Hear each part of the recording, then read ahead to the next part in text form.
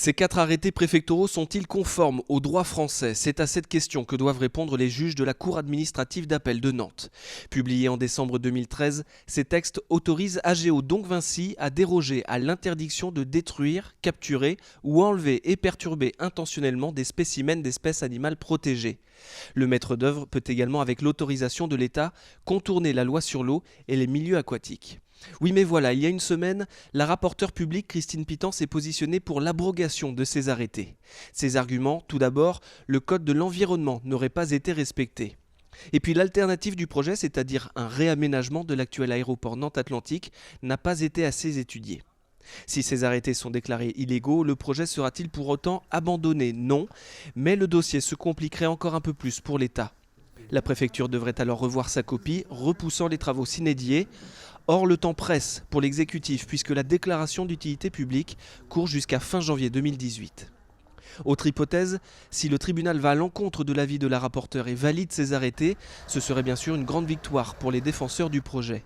Mais le feuilleton judiciaire n'est pas près de s'arrêter. Après la décision de cet après-midi, chaque partie pourra saisir le Conseil d'État, la plus haute institution administrative de la justice française. Connaître les gestes qui sauvent. Un an après les attentats de Paris, la mairie de Nantes et les pompiers ont organisé ce week-end une journée d'initiation aux premiers secours. 700 personnes s'y sont pressées.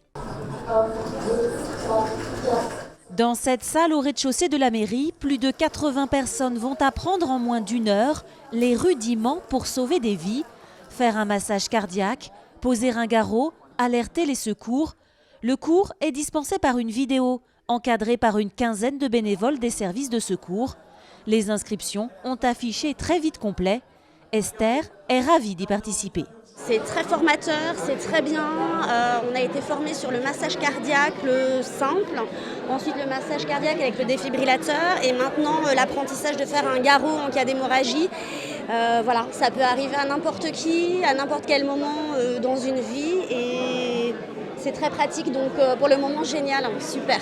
Seulement 5% de la population connaît ces gestes qui pourraient sauver davantage de vies. Lors d'un arrêt cardiaque, les premières minutes, les premières secondes sont des secondes qui comptent. Les chances de survie de la personne qui fait un arrêt cardiaque vont décroître de manière importante si rien n'est fait. Donc il est essentiel que dès la détection d'un arrêt cardiaque, la personne qui passe sur le trottoir ou le voisin commence les manœuvres de réanimation en attendant que les sapeurs-pompiers arrivent. Le but de cette initiation, c'est d'appréhender les premiers gestes, d'amener une base, de savoir comment alerter les secours.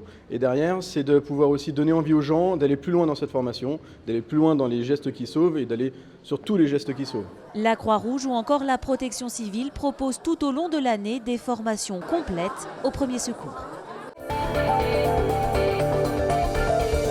Il y a quelques jours, des élèves de CM1 et CM2 de Loire-Atlantique ont célébré la Journée nationale de l'architecture. À Saint-Sébastien, les élèves ont réalisé des maquettes avec l'aide de professionnels. Ils avaient du mal à se représenter ce qu'était le travail d'un architecte. C'est pour ça que la présence des deux architectes a vraiment été utile. Ils ont apporté des maquettes, ils ont apporté du matériel, comme un casque de chantier par exemple. Et les élèves ont vu que ça recouvrait beaucoup de disciplines en fait.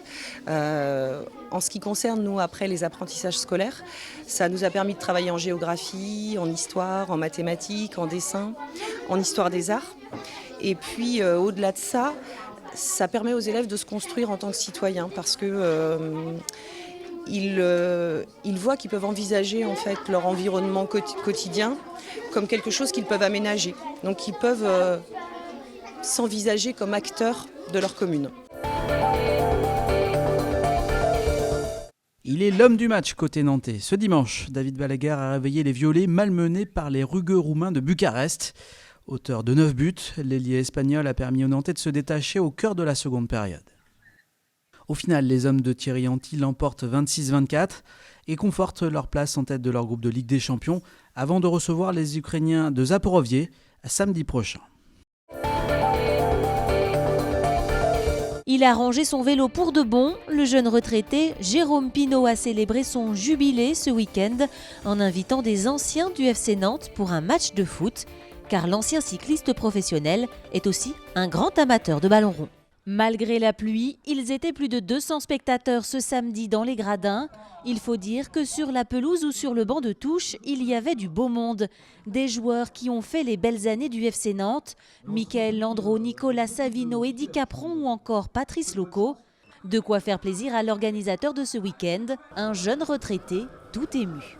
Il y a de l'émotion, bien sûr, ça fait plaisir. Tout le monde a joué le coup. Je sais que mes copains, et notamment les footeux, sont très occupés et ils font le déplacement. Donc c'est très sympa. Tout ça, c'est pour la bonne œuvre, pour l'association Maillot pour la vie. Donc tout le monde joue le jeu, c'est pour une belle cause, c'est pour les enfants. C'est de l'amitié, c'est une journée pleine d'émotions pour moi. C'est super sympa. Ouais. Face aux Canaries, il y avait des journalistes sportifs et les cyclistes. Autour de Jérôme Pinault, Sylvain Chavanel ou encore Brian Coquard. Sur la pelouse détrempée ce samedi-là, ce sont les Canaries qui s'en sont le mieux sortis, 6-3.